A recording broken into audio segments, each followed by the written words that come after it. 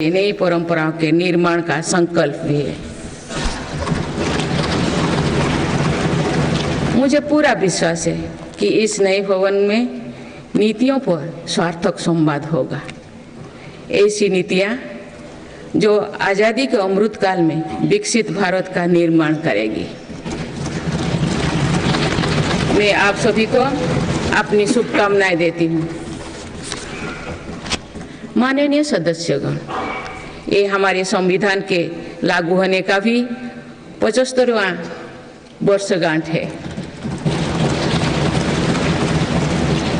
इसी कालखंड में आज़ादी के 75 वर्षों का उत्सव अमृत महोत्सव भी संपन्न हुआ है।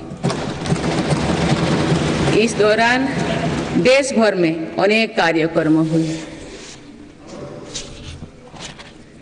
देश ने अपने गुमनाम स्वतंत्रता सेनानियों को याद किया। 75 साल बाद युवा पीढ़ी ने फिर स्वतंत्रता संग्राम के उस कालखंड को जिया। इस उत्सव के दौरान मेरी माटी मेरा देश अभियान के तहत देश भर के हर गांव की मिट्टी के साथ अमृत कलश दिल्ली लाया गया। 2 लाख से ज्यादा शिला फलकों स्थापित किए गए। 3 करोड़ से ज्यादा लोगों ने 5 प्राणों की शपथ ली। 70,000 से ज्यादा अमृत सरोवर बने। 2 लाख से ज्यादा अमृत वाटिकाओं का निर्माण हुआ। 2 करोड़ से ज्यादा पेड़ पौधे लगाया गया। 16 करोड़ से ज्यादा लोगों ने तिरंगा के साथ सेल्फी अपलोड की। अमृत उत्सव के दौरान ही कर्तव्य पथ पर नेताजी सुभाष चंद्र बोस की प्रतिमा स्थापित की गई। राजधानी दिल्ली में देश के अब तक के सभी प्रधानमंत्रियों की समर्पित म्यूजियम खोला गया। शांति निकेतन और होयबला मंदिर वर्ल्ड हेरिटेज लिस्ट में शामिल हुई। साहिबजादों की याद में वीरवाल दिवस घोषित हुआ। भगवान बिरसा मुंडा के जन्म दिवस को जनजातीय गौरव दिवस घोषित किया गया। विभाजन की विभीषिका को याद करते हुए 14 अगस्त को विभाजन विभीषिका स्मृति दिवस घोषित किया गया।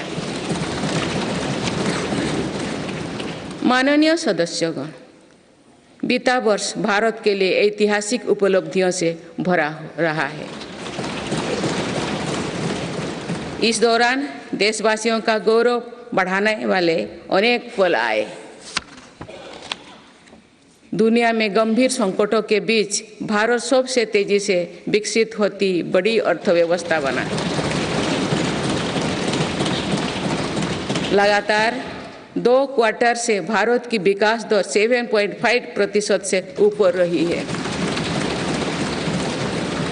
भारत चंद्रमा के दक्षिण ध्रुव पर झंडा फहराने वाला पहला देश बना।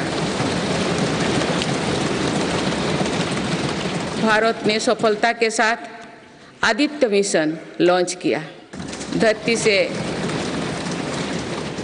से 15 लाख किलोमीटर दूर अपनी सैटेलाइट पहुंचाई। ऐतिहासिक G20 सम्मेलन के सफलता ने पूरे विश्व में भारत की भूमिका को सशक्त किया। भारत ने एशियाई खेलों में पहली बार 100 से अधिक मेडल जीते। पारा एशियाई खेलों में भी 100 से अधिक मेडल जीते। भारत को अपना सबसे बड़ा समुद्री पुल अटल सेतु मिला। भारत को अपनी पहली नमो भारत ट्रेन तथा पहली अमृत भारत ट्रेन मिली।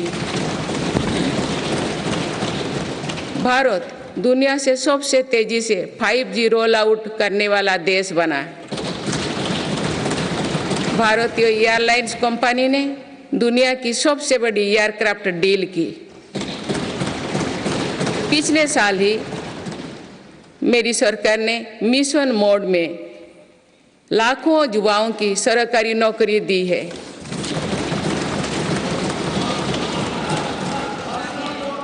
माननीय सदस्यगण, बीते 12 महीने में मेरी सरकार अनेक महत्वपूर्ण विधेयक लेकर भी आए। ये विधेयक आप सभी संसद सदस्यों के सहयोग से आज कानून बन चुके हैं। ये ऐसे कानून हैं जो विकसित भारत के संकल्पों की सिद्धि का मजबूत आधार है।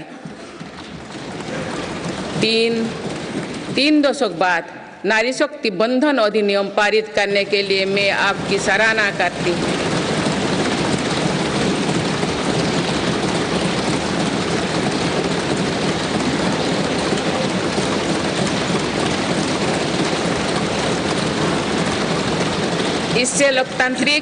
इससे लोकसभा और विधानसभा के महिलाओं की ज्यादा भागीदारी सुनिश्चित हुई है।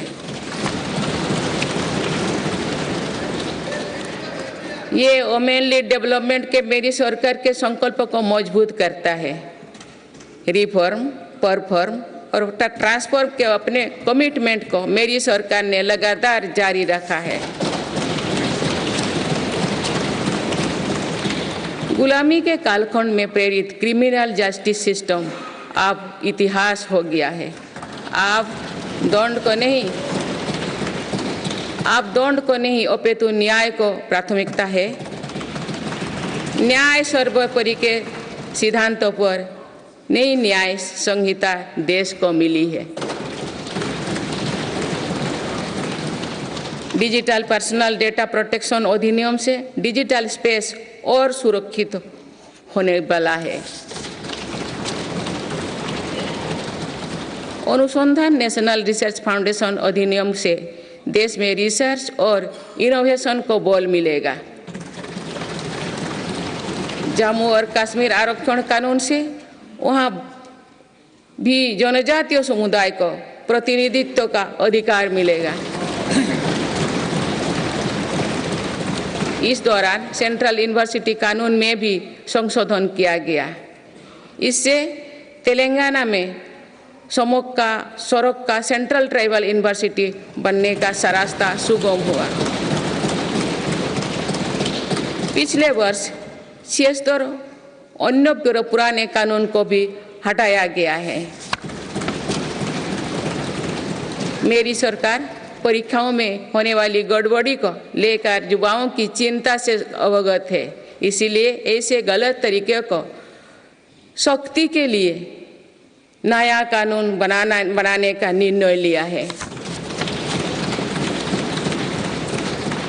माननीय सदस्यगण, कोई भी राष्ट्र तेज गति से तभी आगे बढ़ सकता है जब वो पुराने चुनौतियों का परास्त करते हुए अपने ज़्यादा से ज़्यादा ऊर्जा भविष्य निर्माण में लगाए। पिछले 10 वर्षों में भारत ने राष्ट्रहित में ऐसे अनेक कार्यों को पूरा होते हुए देखा है जिनका इंतजार देश के लोगों को दशकों से था। राम मंदिर के निर्माण की आकांक्षा सदियों से थी, आज ये सोच हो चुका है।